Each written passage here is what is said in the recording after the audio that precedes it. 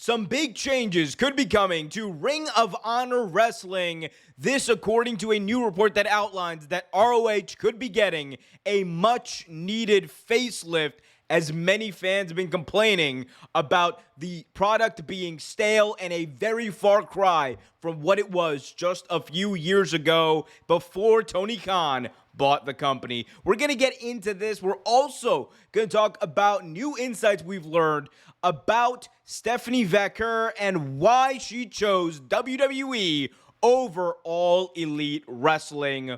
All that much more coming up in this video. Be sure to smash that like button, subscribe, and hit that notification bell so you get notified whenever a new video is released.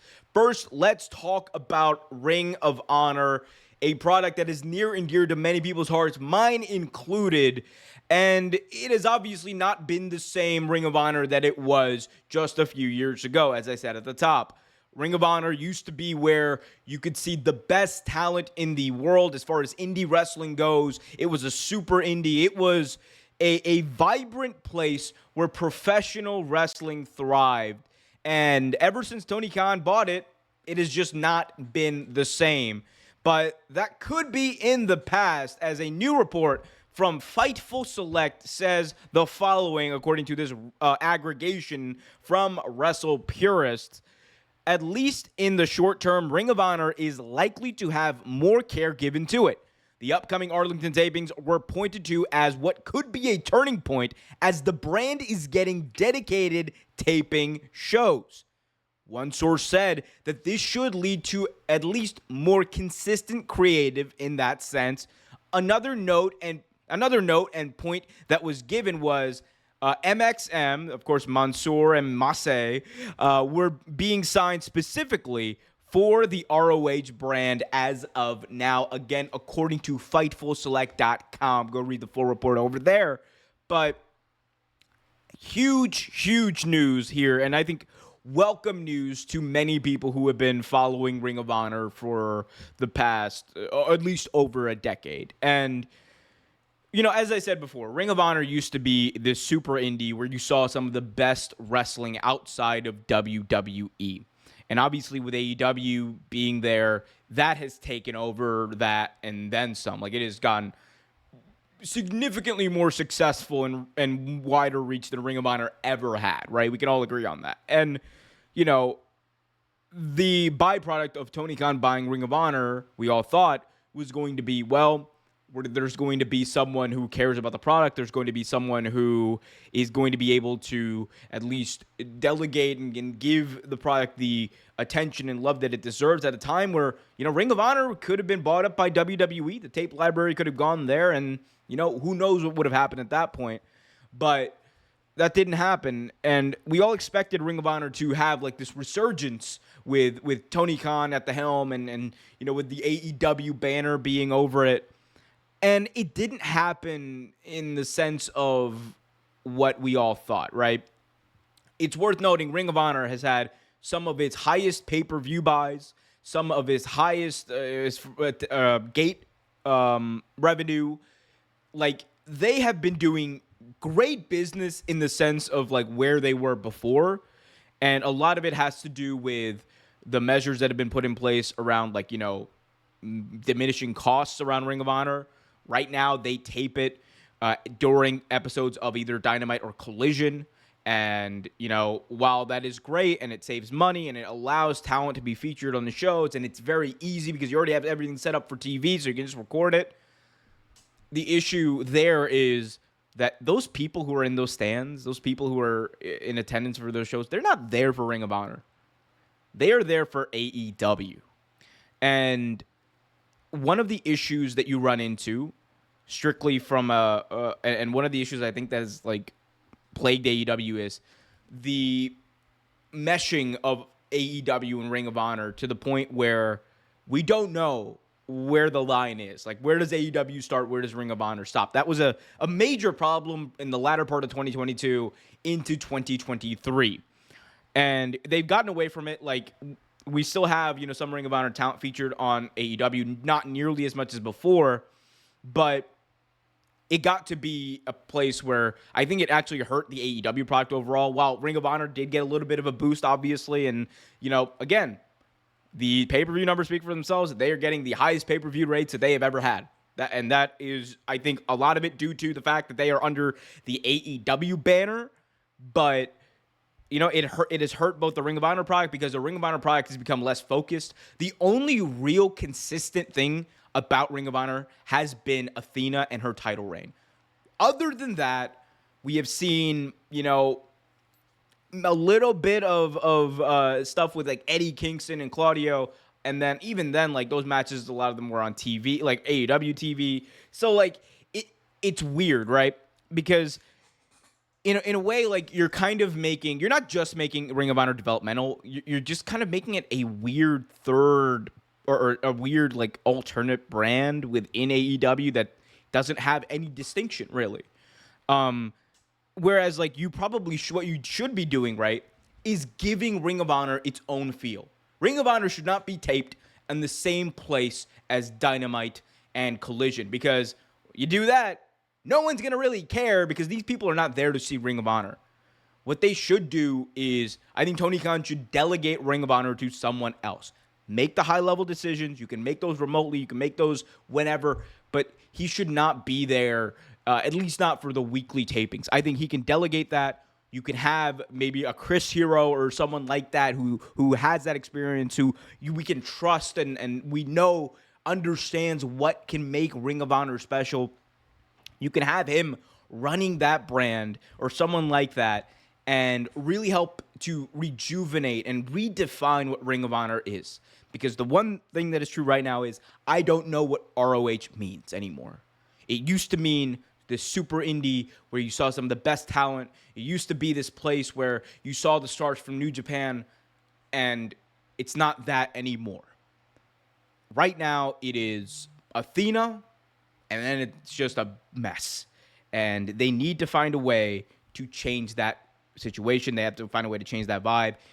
I don't care whether you draw 200 fans or 2,000 fans.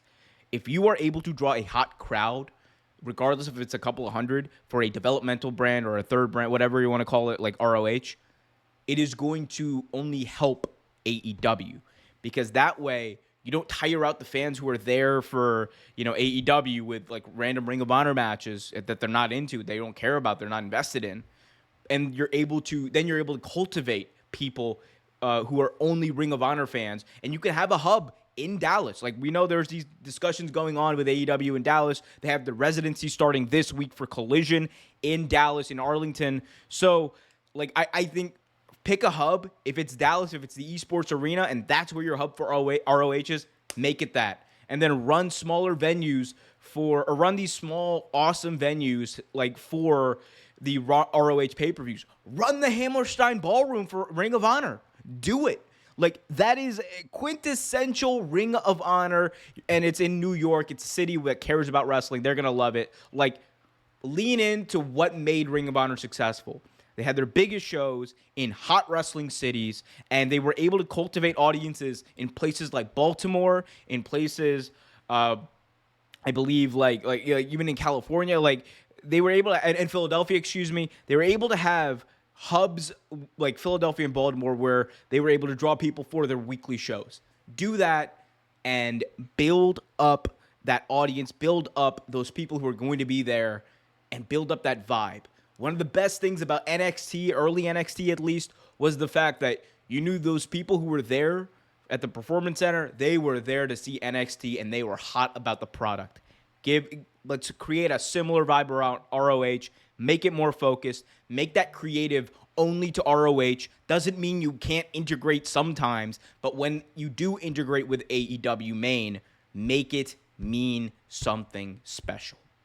Hopefully that is part of these changes. Hopefully we get that more focused, but we'll see. There seem to be getting into the groove of at least signing people exclusively to ROH for now, and I think that's a really good sign. But hey, I guess we'll see what happens. Let me know in the comments section how you would want to fix Ring of Honor. Also, be sure to hit that like button as we move on to our next topic. Let's talk about Stephanie Vaquer. So Stephanie Vaquer signed with WWE just 9 days after she appeared at AEW New Japan Forbidden Door, shocking many people in the wrestling world. But ever since then, we've been hearing rumblings and reports that, WWE was the place that she really wanted to be.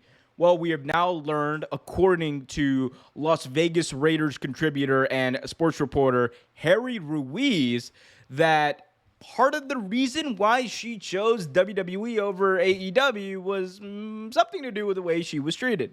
Let's talk about it. Here is the transcript from Keeping It 100. That is Conan's podcast. Harry Ruiz said the following, quote, "I'll just say it. Shawn Michaels called her personally. Instead of having somebody call her, Shawn Michaels called her and then ended up laying out a plan for what they were going to do with her, and then a good monetary offer as well.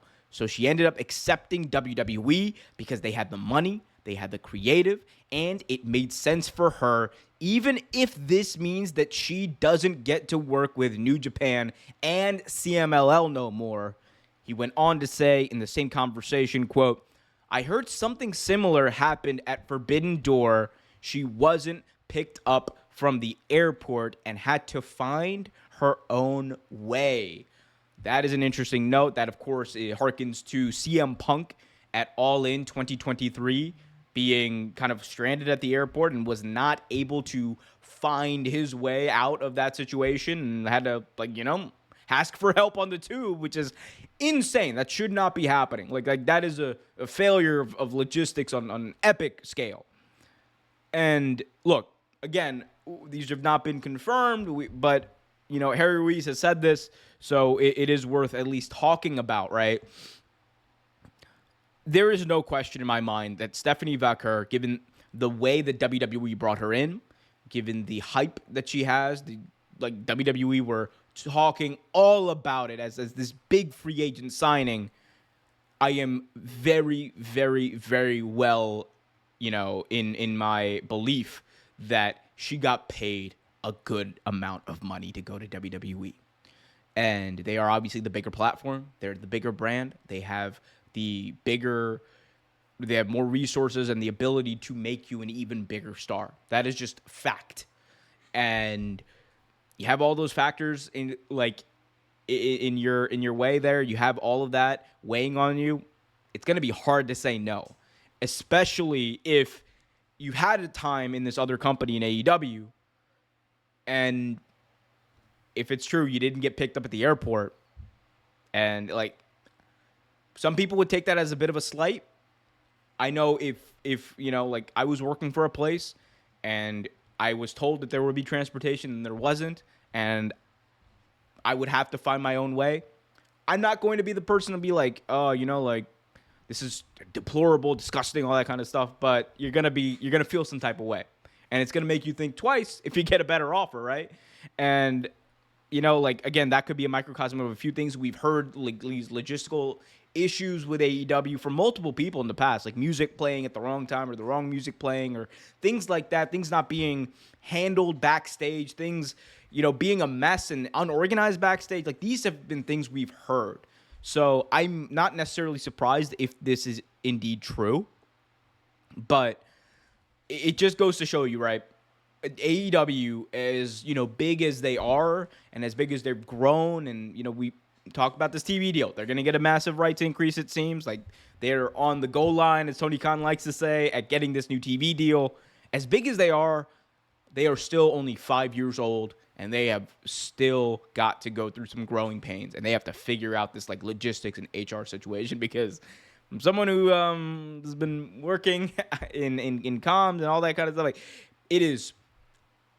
You got to figure this out, because there have been just too many instances of these logistics getting messed up in some way. There's got to be a system, and the structure needs to be there. I think they're getting better at it. Kosha Irby, the chief operations officer, has helped, I think, reportedly fix some of the issues there, but they still are going to persist. Nothing's going to be fixed overnight. It's going to be a years-long process, honestly, to institute these systems. And we'll see where they are and how far they get. But look, obviously, Stephanie Vaquer chose WWE at the end of the day. There have been other reports that lay out that she wanted to go to WWE regardless. And at the end of the day, I think people are going to make their minds up about how they feel about this in a tribal way. But we are going to see Stephanie Vaquer go up against some of the best talent in the world. Talent like Io Sky. Talent like Bayley. Talent like Roxanne Perez. Like, the list is going to be so long of dream matches you could have that are actually possible. And I prefer to focus on that rather than, oh my God, she chose WWE over AEW, or she chose AEW over WWE. There's so much that you can be mad at about professional wrestling, and that's fine. That's your prerogative. But wouldn't it be much better if we could enjoy what's before us? And the best part about it is, people, if you don't like something, you don't need to watch. But we'll see what happens. Stephanie, of course, made her debut this past week in Mexico City. Huge debut. WWE was all over as far as producing content and making sure the message got out there. But let me know what you guys think about this situation. What do you think about her choosing WWE over AEW? What do you think about changes coming to ROH? Let me know in the comments section. Also, if you haven't already done so, do me a massive favor. Smash that like button, subscribe, and hit that notification bell so you get notified whenever a new video is released.